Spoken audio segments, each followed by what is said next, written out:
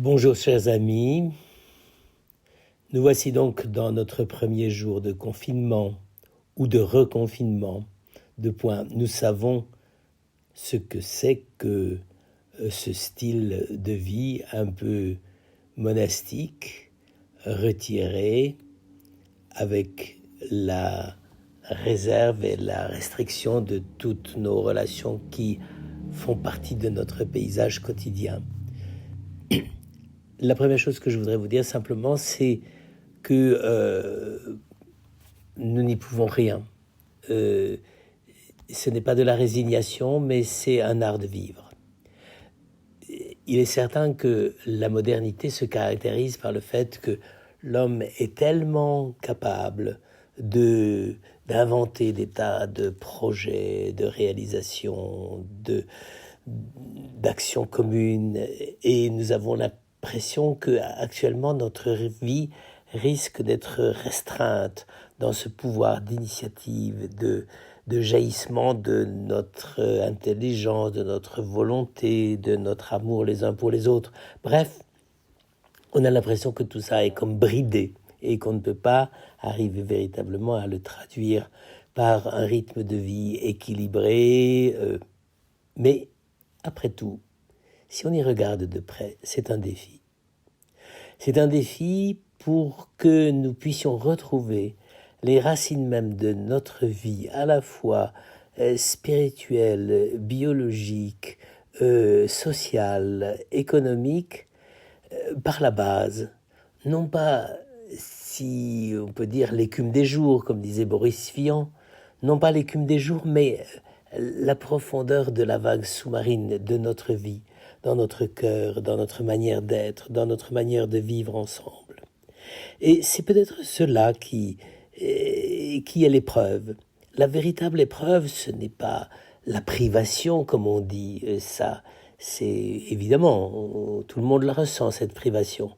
Mais ce qui est magnifique d'une certaine façon, c'est que même face à cette espèce de contrainte, on peut laisser jaillir en soi une vraie liberté intérieure. Vous savez, le monde ancien, les anciens sages, avant le Christ, on les considère un petit peu comme ringards, n'est-ce pas, avec des maximes de sagesse un peu éculées. Et pourtant, qu'est-ce qu'ils cherchaient ? Ils avaient déjà ce pressentiment que nous pourrions habiter notre vie avec des tas de gadgets, de choses inutiles, d'où les critiques sur la richesse, sur les aberrations du pouvoir excessif, sur tout ce qui paraissait meubler la vie et qui pourtant n'était pas l'essentiel. Et donc, il était alors question non pas de renoncer à vivre, et là peut-être que il y a un grand malentendu sur l'ascèse et sur l'exercice de maîtrise de soi. C'était pas un exercice pour se prouver à soi-même qu'on était quelqu'un. C'était un exercice pour retrouver les racines profondes de notre être, de notre cœur, de notre intelligence et de notre liberté. On a peut-être perdu un peu cela. On a peut-être un peu oublié que les hommes dans l'Antiquité, parce qu'ils avaient sans doute moins de moyens que nous, de ce point de vue-là, c'est évident, mais reconnaissant cette espèce de limite et de pauvreté, ils se disaient, eh bien, raison de plus pour aller à l'essentiel. Et l'essentiel, eh bien, c'était celui qui les constituait dans leur identité profonde, dans leur manière d'être ensemble, dans leur manière d'être seuls, dans leur manière de veiller au bien commun de la cité, dans leur manière d'essayer d'apprendre le plus possible sur le monde, sur la vie, sur l'homme.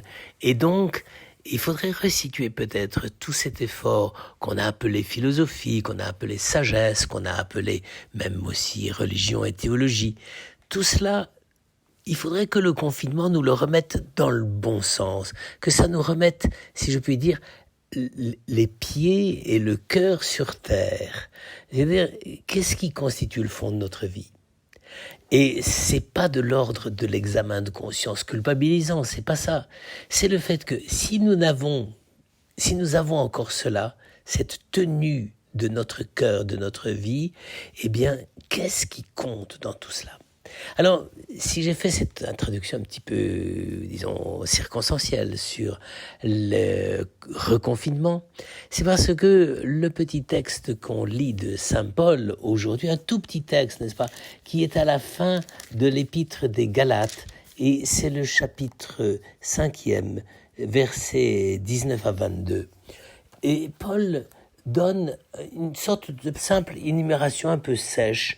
Il dit, voilà, on sait bien ce que donne toute la chair, n'est-ce pas ? Fornication, impureté, débauche, idolâtrie, magie, haine, discorde, jalousie, emportement, dispute, dissension, scission et sentiment d'envie, orgie, ripaille. Qu'est-ce que ça veut dire ? Et ça veut dire que quand on regarde ce qui sort de nous, et que la plupart du temps, nous considérons comme des instincts et des passions qui nous dominent. Et il dit bien la chair, ça ne veut pas dire le corps, ça veut dire, c'est une énumération des passions de l'âme. C'est une énumération de tout ce qui peut nous dévier et nous distraire et nous jeter dans le divertissement, comme dirait Pascal 20 siècles plus tard, au XVIIe siècle. Eh bien, précisément, tout ça, c'est la manière même, j'allais dire, de mal vivre le confinement. Et réfléchissons-y, ça vaut la peine. Il y a une bonne manière de vivre le confinement, c'est de se dire, je ne vais pas occuper ce temps uniquement par toutes les choses qui m'intéressent, qui me passionnent ou qui m'amusent. Je vais occuper ce temps en essayant de retrouver les racines de moi-même. Je ne pense pas que ce soit le but du gouvernement, de nous faire retrouver les racines de nous-mêmes. C'est vraiment de nous empêcher d'être victimes de la pandémie. Mais après tout, qu'est-ce qui nous empêche de nous dire, mais voilà, ce qu'il y a de plus beau, de plus profond, de plus grand dans l'homme, tout ça, d'une certaine façon, ça ne peut pas être atteint. Et si on le retrouve vraiment, si on le partage vraiment, alors à ce moment-là, ce sera quelque chose qui sera très beau et très vivant, qui révélera la meilleure partie de nous-mêmes. Et c'est pourquoi la deuxième partie de cette exhortation de Paul à ses Galates, le fruit de l'esprit avec un E majuscule, c'est-à-dire d'une certaine présence de Dieu en nous qui va faire jaillir des qualités. Cet esprit, c'est charité, joie, paix, longanimité, serviabilité, bonté, confiance dans les autres. Et ça continue, douceur, maîtrise de soi. Contre de telles choses, il n'y a pas de loi. C'est quand même extraordinaire. Il dit, quand on retrouve le fond de soi-même, on retrouve des qualités et des attitudes qui jaillissent du cœur et qui jaillissent en fait de l'esprit, qui nous donnent de retrouver un véritable tonus spirituel, un véritable sens de la gratuité de la vie.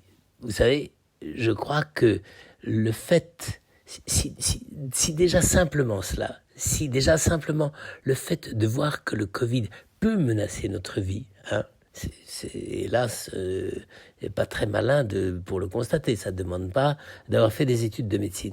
Mais si on pouvait se dire, oui, le Covid peut menacer notre vie, mais pas notre vie dans ce qu'elle a de plus profond et de plus essentiel, précisément ces fruits de l'esprit dont parle Saint Paul. Alors je crois que ce soir, cet après-midi et les jours qui viennent, ce sera ça le premier thème que nous allons essayer d'étudier. L'art de vivre selon le Covid, eh bien, c'est pas de nous laisser soumettre, nous laisser manipuler, et c'est d'ailleurs pour ça qu'il y a ces manifestations des fois très violentes, parce qu'on veut plus voir ça. On ne veut plus voir la racine de nous-mêmes. Eh bien, que la lecture de Saint Paul et d'autres textes, j'espère, qui vont suivre, nous aident à redécouvrir qu'il y a un art de vivre avec le Covid.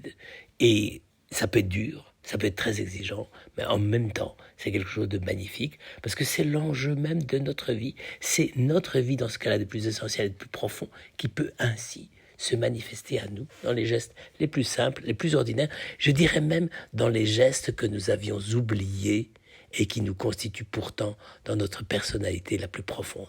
Eh ben, moi, je nous souhaite cela, et ça vaut la peine d'essayer de le tenter, et ça vaut la peine d'être vécu, même si ça se termine mal.